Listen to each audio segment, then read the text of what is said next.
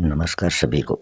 आप सभी का आपके अपने इस YouTube चैनल पर हार्दिक स्वागत है। आज हम जो पत्र हैं उनके प्रकार होते हैं उनके बारे में अध्ययन करने जा रहे हैं। ये topic first grade teacher exam के लिए बहुत ही यूजफुल है। तो सबसे पहले हम देखते हैं अर्धशासकीय पत्र। अर्धशासकीय पत्र को डेमी ऑफिशियल लेटर भी कहा जाता है। यह जो है पत्र ये सरकारी अधिकारियों के मध्य सरकारी काम से लिखा जाता है और इस पत्र की जो शैली है वो है व्यक्तिगत शैली। इस पत्र में मैं, मेरी, आप जैसे शब्दों का प्रयोग किया जाता है। तो ये व्यक्तिगत शैली में ये शब्द आते हैं। सबसे पहले इस पत्र के शीर्ष में मतलब सबसे ऊपर अर्ध सरकारी कार्यालय का नाम, फिर पता व पत्र संख्या लिखी जाती है। फिर उनसे नीचे आकर पत्र के बाईं ओर पत्र लेखक मतलब जो प्रेषक होता है पत्र लिखने वाला, उसका पदनाम, वो कौन से पद पर कार्य कर रहा है, और उसके सामने दाईं ओर दिनांक लिखी जाती है। उसी के सामने दाईं ओर दिनांक लिखी जाती है। संबोधन में माननीय, प्रिय श्री शब्दों का प्रयोग किया जाता है। और इस पत्र के अंत में संबोधन के लिए, ये तो शुरू में संबोधन के लिए है, फिर अंत में संबोधन के लिए आपका या फिर बहुदिया शब्द का प्रयोग किया जाता है। और फिर उसके नीचे हस्ताक्षर किए जाते हैं।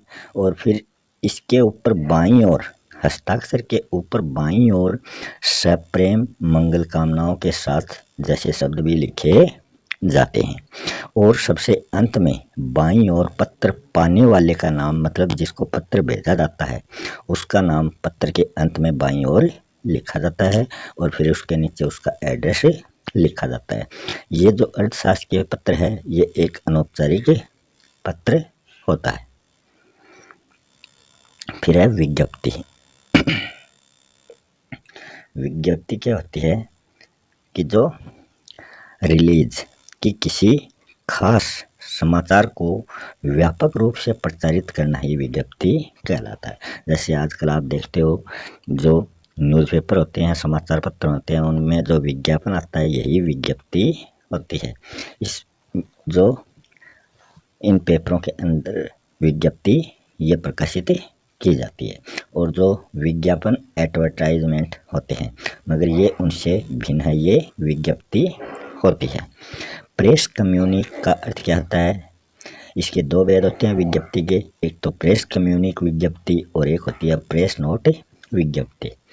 तो प्रेस कम्युनिक विज्ञप्ति होती है अनौपचारिकता अधिक होने के कारण संपादक बिना किसी संशोधन के इसको प्रकाशित करता है। कि जो प्रेस कम्युनिक विज्ञप्ति होती है उसमें अनौपचारिकता, उसमें औपचारिकता अधिक होती है। प्रेस कम्युनिक में औपचारिकता अधिक होने के कारण संपादक जो होता है वो कोई भी संशोधन किए बिना ही इसको प्रकाशित करता है। और प्रेस नोट विज्ञप्ति जो होती है इसमें संपादक अपनी टिप्पणी भी उसमें लगा सकता है कि उसमें वो संशोधन कर सकता है और भाषा में भी वो संपादक जो है वो संशोधन कर सकता है। सबसे पहले छपने का दिनांक व समय का उल्लेख इसके अंतर्गत किया जाता है। विषय का संक्षिप्त एवं स्पष्ट शीर्षक व बाद में पूर्ण विवरण इसके अंतर्गत दिया जाता है। और सबसे अंत में जिन जिन व्यक्तियों को प्रतियां प्रेषित करनी है मतलब जिन जिन व्यक्तियों को ये प्रतियां भेजनी है उनका उल्लेख भी इसके अंतर्गत करना चाहिए। तो ये विज्ञप्ति से संबंधित है। फिर है परिपत्र, जिसको गस्ती पत्र भी कहा जाता है। सर्कुलर, जब कोई सरकारी ज्ञापन एक साथ अनेक विभागों, अधिकारियों, कर्मचारियों को भेजा जाए तो परिपत्र कहलाता है। कि इसमें जो एक ही न्यूज़ होती है वो अनेक विभागों और अधिकारियों, कर्मचारियों के बीच भेजी जाती है तो वो एक साथ भेज दी जाती है। इसमें प्रेषक एवं प्रेषिती अनेक होते हैं। कि इसमें प्रेषक पत्र लिखने वाला और प्रेषिती पत्र पाने वाला कोई एक नहीं होता बल्कि अनेक होते हैं। सर्वप्रथम शीर्षक में परिपत्र संख्या लिखी जाती है। फिर प्रेषिती का नाम संबोधन के साथ बहुवचन में लिखा जाता है। संबोधन जो होता है वो पुल्लिंग और स्त्रीलिंग दोनों में लिखा जाता है। और जो परिपत्र है ये अन्य पुरुष शैली में लिखा जाता है। फिर है निविदा।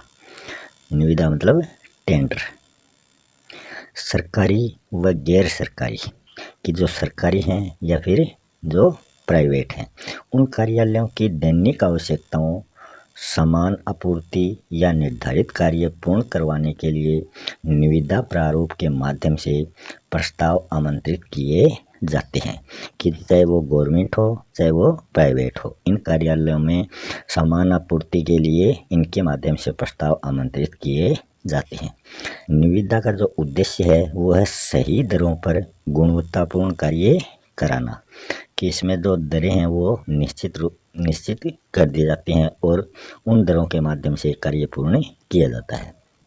निविदा प्रारूप के माध्यम से कोई संस्था निर्धारित प्रारूप में आपूर्तिकर्ताओं के प्रस्ताव आमंत्रित करती है।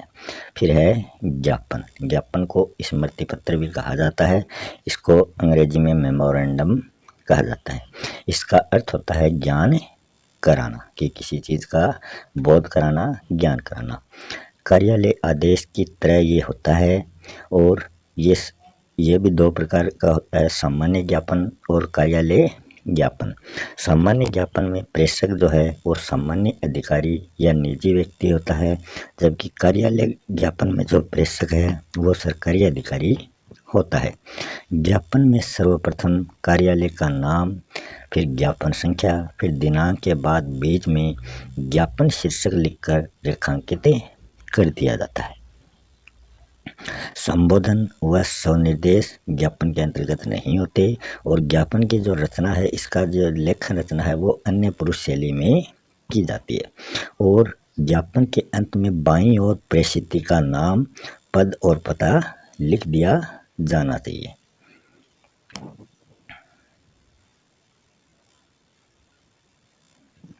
फिर है अधिसूचना। अधिसूचना को कहते हैं नोटिफिकेशन। ये जो है ये राजपत्रित अधिकारियों की नियुक्ति, पदोन्नति, स्थानांतरण, अवकाश आदि की स्वीकृति की सूचनाओं को राजपत्र या गजट में प्रकाशित कराने के लिए इसका प्रयोग किया जाता है। सरकारी अधिकारियों को नए अधिकार सौंपने व वापस लेने के लिए नए नियम लागू कराने के लिए भी अधिसूचना का प्रयोग किया जाता है। सबसे पहले राजपत्र का नाम, फिर भाग एवं अनुभाग संख्या, फिर उसका पता, फिर दिनांक, फिर इसके नीचे मध्य में अधिसूचना शब्द लिख दिया जाता है। जिन जिन व्यक्तियों को अधिसूचना की प्रतिलिपियां भेजनी होती हैं उनका नाम व पता नीचे बाईं ओर लिख दिया जाता है। विभागीय सचिव या अधिकारी के अंत में हस्ताक्षर इसके अंतर्गत किए जाते हैं। इसमें संबोधन व स्वनिर्देश शब्द का प्रयोग नहीं किया जाता।